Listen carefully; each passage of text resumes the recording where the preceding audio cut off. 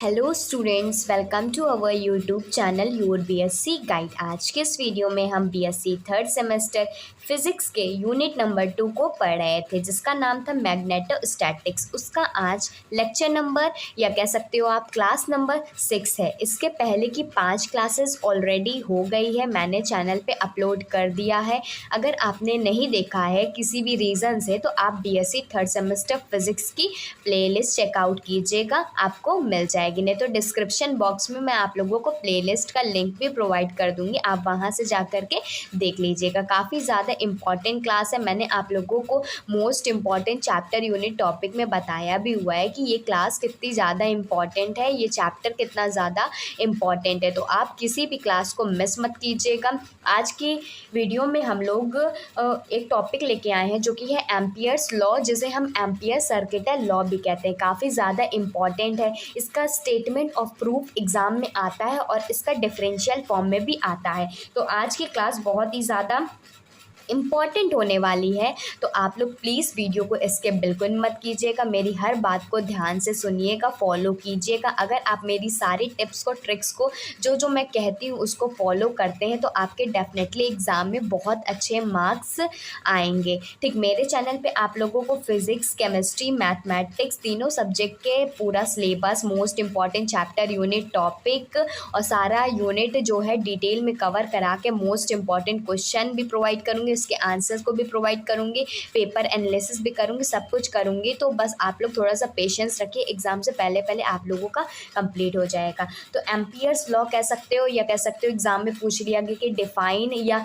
State the following, या कह सकते हो statement of the ampere law and proof, state and proof ampere law. ऐसे भी क्वेश्चन, बहुत अलग अलग वैरायटी के क्वेश्चन यहाँ से बन सकते हैं। तो एम्पियर सर्किटल लॉ होता क्या है, इसका प्रूफ भी देखेंगे और इसका डिफरेंशियल फॉर्म भी देखेंगे, जो कि एग्जाम के पॉइंट ऑफ व्यू से काफ़ी ज़्यादा इंपॉर्टेंट है। तो हेडिंग डाल लीजिए एम्पियर्स लॉ और एम्पियर सर्किटल लॉ। अब इसका स्टेटमेंट देखिएगा कि ये कहता क्या है। पहले लिखवा देती हूँ, फिर मैं आप लोगों को समझाऊंगी। ठीक, इसका स्टेटमेंट है according to this law, according to this law, इस लॉ के according the line integral of magnetic field. अगर आपने फर्स्ट ईयर में surface integral, line integral, Green, Gauss और स्टोक्स थ्योरम पढ़ा हुआ है, तो आप लोगों को ये लॉ बहुत ही अच्छे समझ में आने वाला है। क्योंकि इस लॉ के अकॉर्डिंग जो लाइन इंटीग्रल होता है मैग्नेटिक फील्ड का, जिसे हम बी से डिनोट करते हैं किसी भी क्लोज सरफेस के लिए, फॉर आ क्लोज्ड कर्व कह सकते हो, ये सरफेस कह सकते हो, is mu naught times the current through bounded by the curve। ठीक, इसको हम लोग रिप्रेजेंट करते हैं close curve B dot D L is equal to mu naught I. ये मेन स्टेटमेंट है एम्पियर सर्किटल लॉ का। ये लॉ कहता है कि जो लाइन इंटीग्रल होता है किसी भी मैग्नेटिक फील्ड का, वो क्लोज कर्व में, हमने ये इंटीग्रल लिया और क्लोज का सिंबल हम जानते हैं सर्कल करते हैं, तो किसी भी क्लोज कर्व के लिए हम लाइन इंटीग्रल लेते हैं मैग्नेटिक फील्ड का, वो हमारा mu naught times current through the bounded of the surface, वो इक्वल होता है म्यू नॉट टाइम्स करंट किसी भी बाउंडेड कर्व का। ठीक, तो ये एम्पियर सर्किटल लॉ होता है। मैंने आप लोगों को फर्स्ट ईयर में Gauss theorem, green theorem, Stokes theorem बताया था ना, जिसमें लाइन इंटीग्रल को सरफेस इंटीग्रल और सरफेस इंटीग्रल को वॉल्यूम इंटीग्रल में चेंज करना था ना, कुछ इसी तरह एम्पियर सर्किटल लॉ भी है। ठीक, ये हमेशा लाइन इंटीग्रल मैग्नेटिक फील्ड का किसी भी क्लोज कर्व के इक्वल तब होता है जब म्यू नॉट टाइम्स, इसमें जो म्यू होता है परमिटिविटी होता है और आई जो होता है इसमें करंट होता है। तो इसकी एक और डेफिनेशन बन सकती है कि जो लाइन इंटीग्रल है मैग्नेटिक फील्ड का is equal to the mu naught times of current enclose by the curve. आप लोग इसको लिखना चाहे इसको लिख सकते हैं ना, तो वो भी सिंपल सी डेफिनेशन है, मैं बहुत कॉम्प्लिकेटेड नहीं बताती हूँ। देख, मेन स्टेटमेंट यही है। है। ठीक, आप अपनी लैंग्वेज में बनाना चाहें तो इसको दूसरी तरीके से भी लिख सकते हैं। ठीक, लेकिन मैं आप लोगों को कहूँगी कि आप लोग जैसे एग्ज़ाम में आता है स्टेट एंड प्रूफ करने का, तो स्टेटमेंट यही लिखिएगा, क्योंकि यहीं से आप लोगों को पूरे नंबर मिलेंगे। क्योंकि आपने बताया कि अकॉर्डिंग टू दिस लॉ, ये लॉ कहता है कि द लाइन इंटीग्रल, जो लाइन इंटीग्रल है मैग्नेटिक फील्ड का, जिसे हम बी से डिनोट करते हैं किसी भी क्लोज्ड कर्व के लिए, ये इंटीग्रल हो गया, ये क्लोज कर्व हो गया, ये मैग्नेटिक फील्ड हो गया, is mu naught times the current through bounded by the curve, वो इक्वल है, is equal to the mu naught times of the current जो कि किसी भी कर्व के बाउंडेड है। ठीक, अब इसका प्रूफ देखिएगा जो कि एग्जाम के पॉइंट ऑफ व्यू से इंपॉर्टेंट है, तो डालिएगा प्रूफ।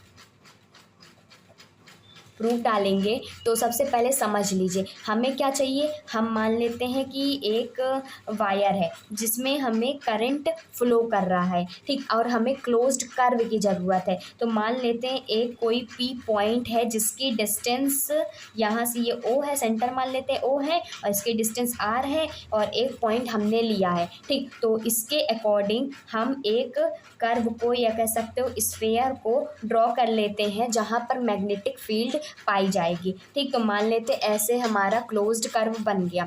तो यहाँ पर कोई एक स्मॉल एलिमेंट ले लेते हैं, डीएल एलिमेंट ले लेते हैं। क्या है, स्मॉल एलिमेंट ले लिया। अगर हम इधर मैग्नेटिक फील्ड की बात करें तो यहाँ पर राइट हैंड स्क्रू रूल लगाएंगे, ये राइट हैंड थंब रूल लगाएंगे, तो हमारे पास जो मैग्नेटिक फील्ड की डायरेक्शन है ऐसी जाएगी। ठीक, एक बार फिर से समझ लीजिए, हम प्रूफ देख रहे हैं। तो हमने एक वायर ले लिया जिसमें आई करंट फ्लो हो रही है, फिर बीच सेंटर ओ ले लिया, आर डिस्टेंस पे पी पॉइंट ले लिया, और ये एक कर्व बना लिया। ठीक, फिर उसके बाद हमने एक स्मॉल एलिमेंट डीएल ले लिया, फिर यहाँ पर मैग्नेटिक फील्ड निकालेंगे तो इसकी डायरेक्शन जाएंगे। हमें डायरेक्शन से मतलब नहीं है, मेन मतलब है हमें ये निकालना है, हमको इसको प्रूव करना है। तो हम इसमें बायो सेवर्ट लॉ बताएंगे। मैंने आप लोगों को बायो सेवर्ट लॉ बहुत ही डिटेल में बहुत ही अच्छे से कराया, एग्जाम के पॉइंट ऑफ व्यू से इम्पॉर्टेंट है, और जितने भी टॉपिक्स पढ़ेंगे आप लोगों को वो बायो सेवर्ट लॉ से ही हर डेरिवेशन होने वाला है, तो उसको ज़रूर देख लीजिएगा। ठीक, तो लिखेंगे अकॉर्डिंग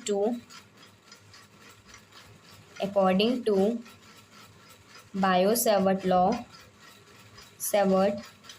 लॉ हम जानते हैं जो मैग्नेटिक फील्ड निकालते हैं किसी भी एक पॉइंट पे, magnetic field at distance R is given by, हम जानते हैं ना कि अगर सेंटर से कोई सी एक डिस्टेंस पी पॉइंट पे और स्मॉल एलिमेंट की वजह से या कंप्लीट एलिमेंट की वजह से हम लोग मैग्नेटिक फील्ड निकालते थे, तो बायो सेवर्ट लॉ यही तो होता था। ये होता था mu naught upon 4 pi 2I upon R. ठीक, ये मैग्नेटिक फील्ड होता था। ठीक, तो हमने स्मॉल आर लिया है तो इसको कैपिटल आर ही कर लेते, कोई फ़र्क नहीं पड़ने वाला है। ठीक, तो हमने ये बायो सेवर्ट लॉ के अकॉर्डिंग हमने ये लिख दिया है, तो इसको इक्वेशन नंबर फर्स्ट मान लेते हैं। ठीक, फिर उसके बाद हमें लाइन इंटीग्रल भी तो निकालना है। तो लाइन इंटीग्रल को कैसे सॉल्व करते थे, तो पहले ले लेंगे एक side close integral B dot D L, जो कि हमारा इक्वल होता था close integral B dot D L है, तो क्या हो जाएगा B D L cos theta, क्योंकि हम ए डॉट बी को क्या लिखते हैं, ए बी कॉस थीटा लिखते हैं। तो हम इसी तरह लाइन इंटीग्रल को बी डॉट डी एल को B D L cos theta लिख सकते हैं कि नहीं। अब यहाँ पर देखिए एंगल कितना बनेगा, अब एंगल जो यहाँ पर बनेगा, यहाँ पर 0 डिग्री बनेगा, क्योंकि हमने पी पॉइंट भी ऐसे ही पूरा एक्सिस पे ही लिखा है, तो हमारे पास जो एंगल बनेगा वो 0 डिग्री बनेगा। तो close integral B dot D L is equal to B D L cos 0 कितना होता है, कॉस 0 होता है 0। ठीक, थीटा मतलब थीटा यहाँ पर 0 डिग्री होगा, और कॉस 0 होता है 1 होता है। ठीक, 0 डिग्री, थीटा यहाँ पर लिख लीजिए, theta is equal to 0 degree हो जाएगा। और बी डॉट डी एल होता है 1, और बी को बाहर ले लेते हैं और इंटीग्रल करेंगे डी एल का। ठीक, तो और हम देख रहे हैं हमने यहाँ पर क्या लिया, कुछ स्फीयर टाइप का एज्यूम किया है ना, सर्कल टाइप का है, तो सर्कल का जो सरकमफ्रेंस होता है वो कितना होता है, 2 पाई आर होता है। तो यहाँ पर जो लेंथ की जगह पे हम सरकमफ्रेंस ऑफ द सर्कल लिखेंगे। ठीक, ये हो गया बी, और सरकमफ्रेंस ऑफ द सर्कल कितना होता है, 2 पाई आर होता है। अब इसको सॉल्व कर लेना, फाइनल हमारे पास आंसर भी आ जाएगा। तो नेक्स्ट पेज में इसको देखते हैं। अगर आप लोगों को एक बार में नहीं समझ में आता, आप वीडियो को रिपीट करके देखिए, क्योंकि मैं आप लोगों को बहुत ही स्लोली तरीके से समझा रही हूँ। बी डॉट डी एल आया था बी 2πr इतना आया था हमारे पास। अब यहाँ पर देखिए, अब यहाँ पर b की वैल्यू रख दीजिए। अभी हमने फ्रॉम इक्वेशन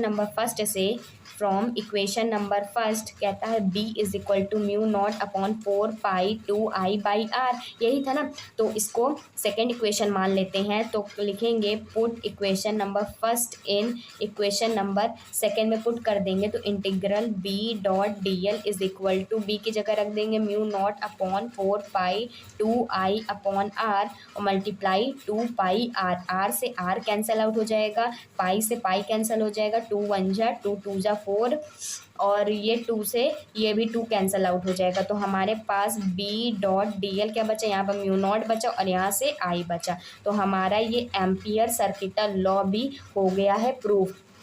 अगर नहीं समझ में आए आप वीडियो को रिपीट करके देखिए, और मैं बहुत ही ज़्यादा लंबी वीडियो नहीं बनाऊंगी क्योंकि बहुत बच्चे कहते हैं कि बड़ी वीडियो हो रही है, टॉपिक वाइज वीडियो बनाइए, और मैं कोशिश करती हूँ कि हर एक टॉपिक को अच्छे से समझा सकूँ। ठीक, अगर आपको एक बार में नहीं समझ में आता तो आप वीडियो को रिपीट करके भी देख सकते हैं, मैं बहुत ही अच्छे से सिंपल वे में समझाती हूँ। अब जो एग्ज़ाम के पॉइंट ऑफ व्यू से इम्पॉर्टेंट है वो है differential form of Ampere's law, जिसे हम कर्ल ऑफ मैग्नेटिक फील्ड के नाम से भी जानते हैं। मैंने आप लोगों को डाइवर्जेंस और मैग्नेटिक फील्ड भी पढ़ा दिया, वो भी इम्पॉर्टेंट था। अब जो ये डिफरेंशियल फॉर्म है एम्पियर लॉ को हेडिंग डालेंगे आप लोग, differential form of Ampere's law, या कह सकते हो कर्ल ऑफ मैग्नेटिक फील्ड, जो कि होता है हमारा म्यू नॉट जे के इक्वल होता है। ठीक, अगर आपको पूछा गया कि differential form of ampere law बताइए, तब आप लोग इसको मतलब यही प्रूफ करेंगे। अगर आपसे पूछ लिया कि proof that curl of magnetic field is equal to mu naught J, तो आप लोग भी तब भी ये वाला करेंगे। मैं आप लोगों को हर एक टाइप के क्वेश्चन प्रोवाइड कर देती हूँ ताकि एग्ज़ाम में कोई भी आप लोगों को दिक्कत ना हो। अगर आप मेरा लेक्चर स्टार्टिंग से देखते हैं, सारी चीज़ को फॉलो करते हैं, तो मैं क्लासेस में भी वो सारी सब कुछ बता दूँगी जो एग्ज़ाम में आने की पॉसिबिलिटी है। और बाकी तो मैं आप लोगों को टॉप 10 मोस्ट इंपॉर्टेंट क्वेश्चन बता दूंगी, जिससे आप लोग एग्ज़ाम में पढ़ लीजिएगा। पूरे के पूरे नंबर आप लोगों को गेन होने। अगर एग्ज़ाम में ट्विस्ट करके भी पूछ लिया गया तो मैंने डिटेल में सारे चैप्टर को पढ़ाया तो हुआ है। अगर आपने अच्छे से पढ़ा होगा तो आप लोगों का अच्छे से हो जाने वाला है। अभी कुछ दिन पहले एक यूनिवर्सिटी का रिज़ल्ट निकल के आया था, और जो बच्चा मेरे चैनल से पढ़ा हुआ था उसने बताया कि आपने जो बताया है उसी के अकॉर्डिंग मैंने पढ़ा और मेरे अच्छे भी मार्क्स आए। तो आप भी मुझ पर ट्रस्ट कीजिए, सारी चीज़ को फॉलो कीजिए, आपके भी अच्छे मार्क्स आएंगे। तो स्टार्ट करते हैं इसको। स्टार्ट कहाँ से करेंगे, बस यहीं से स्टार्ट करना है क्योंकि हमें इसका डिफरेंशियल फॉर्म निकालना है। तो सबसे पहले एम्पियर लॉ तो लिखना ही पड़ेगा ना, तो लिखेंगे फ्रॉम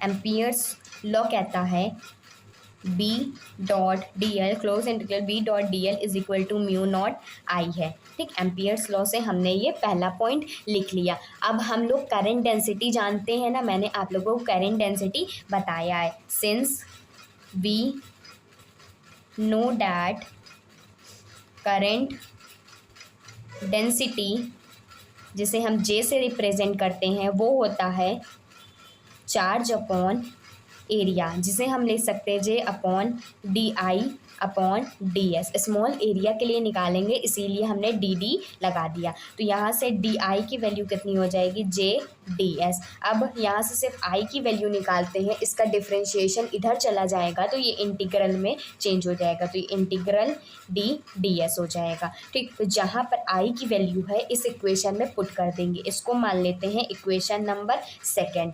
अब आगे देखते हैं। ठीक, तो put equation second in equation number first में पुट कर देंगे, तो ये इंटीग्रल हो जाएगा जो कि क्लोज इंटीग्रल था b.dl is equal to mu naught J.ds, और ये वेक्टर फॉर्म में भी इसको हम लिख सकते हैं। तो इसको मान लेते हैं इक्वेशन नंबर सेकेंड। अब यहाँ पर देखिए हमें इसे लाइन इंटीग्रल को एरिया इंटीग्रल में कन्वर्ट करना पड़ेगा, क्योंकि यही तो कहता था हमारा एम्पियर सर्किटल लॉ कि लाइन इंटीग्रल मैग्नेटिक फील्ड का वो म्यू नॉट टाइम्स आई के इक्वल होता था। तो इसको हम लोग एरिया इंटीग्रल में चेंज करेंगे क्योंकि हमें इसका पूरा डिफरेंशियल फॉर्म चाहिए होगा। ठीक, तो हमने एम्पियर सर्किटल लॉ लिखा, फिर उसके बाद करंट डेंसिटी से आई की वैल्यू निकाला, फिर आई की वैल्यू इस इक्वेशन में पुट कर दिया। तो इस इक्वेशन में पुट करने के बाद फाइनल रिजल्ट हमारे पास यहाँ पर निकल के आया। तो लिखेंगे on converting line integral into area integral. ठीक, तो एरिया इंटीग्रल क्या होता था, ए डॉट डी एल को हम लोग del cross A D S change करते थे ना, ऐसे चेंज करते थे कि नहीं करते थे। आप लोगों ने अगर गॉस थ्योरम अच्छे से पढ़ा हुआ है तो आप लोगों को समझ में आएगा कि हम लोग इसको अगर ए डॉट डी एल दिया गया है तो हम इसको लिख सकते हैं del cross A vector, del vector cross A vector और ब्रैकेट में डी एस। तो इसको हम लोग लिखेंगे B dot D L vector is equal to del cross, यहाँ बी की बात हो रही है इसीलिए ये बी वेक्टर हो जाएगा और यहाँ पर डॉट डी एस हो जाएगा। और क्लोज कर्व की बात हो रही है तो इसको क्लोज कर्व कर देते हैं। अब जो ये वैल्यू निकल के आई है इक्वेशन नंबर 2 में इसको पुट कर देंगे क्योंकि integral B dot D L की वैल्यू यहाँ पर पुट कर देंगे तो इसको इक्वेशन नंबर 3 मान लेते हैं। तो लिखेंगे on putting equation 3 in equation number 2, third equation को सेकंड में पुट कर देंगे तो बी डॉट डी एल की जगह हम लिखेंगे integral del cross B vector और dot D S vector is equal to mu naught integral J vector dot D S vector, जिसको हम लिख सकते हैं, इसको हम क्या लिख सकते हैं, अगर यहाँ से डी एस और डी एस को हटा दिया जाए इंटीग्रल भी कट जाएगा तो ये हो जाएगा B del cross B is equal to mu naught और जे हमारा एज इट इज़ आ जाएगा। इसी को कहते हैं differential form of DIFFERENTIAL differential form of Ampere's law. ये है differential form of Ampere's law. कहीं कहीं जगह पे इसको इस तरह से, और हम जानते हैं डेल क्रॉस बी को हम क्या लिख सकते हैं, कर्ल ऑफ बी वेक्टर जो कि हमारा म्यू नॉट जे के इक्वल होता है। तो कहीं कहीं पे इस तरीके से भी लिखा जाता है और इस तरीके से भी लिखा जाता है। तो differential form of Ampere's law भी कंप्लीट हो गया और मैंने आप लोगों को यही चीज़ जो था curl of magnetic field mu naught J के इक्वल आ रही थी। एक बार मैं आप लोगों को पूरा सम अप कर देती हूँ। आज की वीडियो में हम लोग ने क्या क्या पढ़ा। सबसे पहले मैंने आप लोगों को बताया एम्पियर लॉ और एम्पियर सर्किटल लॉ दोनों एक ही टॉपिक है, अगर कंफ्यूज मत होइएगा। ठीक, हमने इसका स्टेटमेंट बताया कि इस लॉ के अकॉर्डिंग जो लाइन इंटीग्रल होता है मैग्नेटिक फील्ड का किसी भी क्लोज कर्व का वो म्यू नॉट टाइम्स करंट के इक्वल होता है, मतलब उसके प्रोडक्ट के इक्वल होता है। फिर मैंने इसका आप लोगों को प्रूफ कराया। प्रूफ कहाँ से करेंगे, एम्पियर्स लॉ से ही इसका प्रूफ करेंगे। ठीक, फिर उसके बाद मैंने आप लोगों को इसका प्रूफ पूरा अच्छे से डिटेल में कराया। नहीं समझ में आया आप दोबारा देख लीजिएगा।